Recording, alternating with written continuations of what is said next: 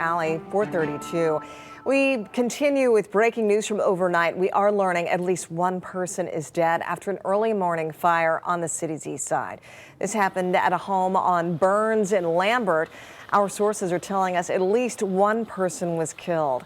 No further information has been released about their identity. We are working also to learn if there are any injuries from this fire and what caused it.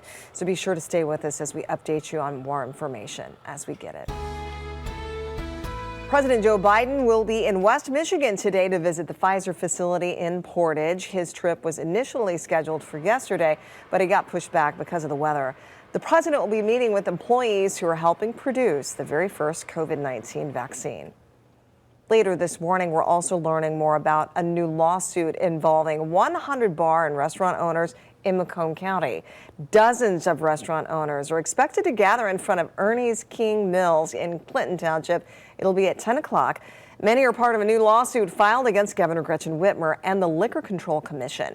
This lawsuit looks different from ones we've seen in recent months. Instead of challenging the state's authority over COVID restrictions, it asks for millions of dollars lost during the pandemic. The lawsuit cites the Michigan Constitution taking clause. We're stuck in a place now where we've lost the value and the equity that we've built up for 30, 35, 40 years. So the damage goes above and beyond just these closures. We're getting wiped out.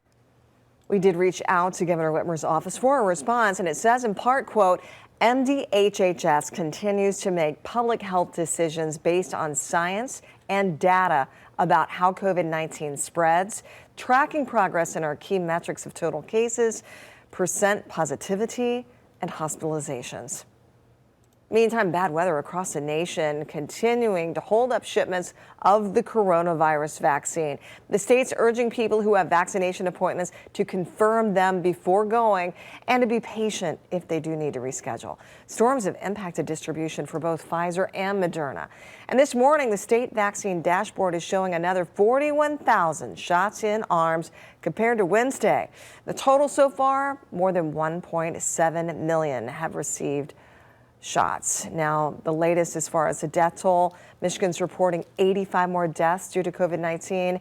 72 of those were identified in a review of vital records. There were also 888 new cases reported. The total to date now tops more than 578,000.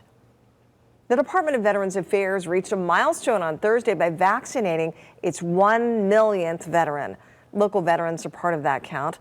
The Detroit VA Medical Center says more than 3,700 first doses have been administered, and a little more than 1,000 local veterans have received their second dose. Nationwide, the VA says more than 329,000 veterans are now fully vaccinated.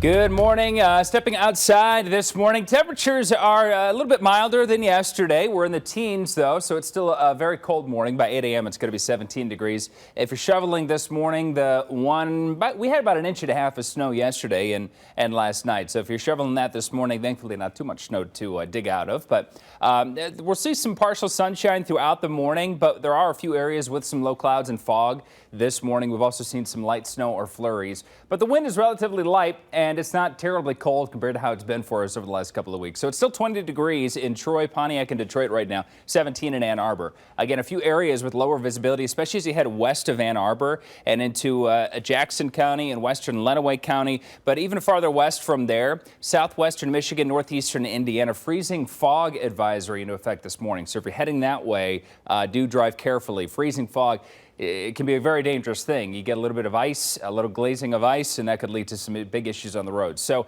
for us, some patchy fog. I don't think that freezing fog will be a big concern this morning, but of course, you just always got to watch out when you have temperatures that are in the teens. Highs around 28 degrees today. Will be partly sunny through the morning. More clouds this afternoon. A high of 28 and a few snow showers also possible this afternoon into the night tonight.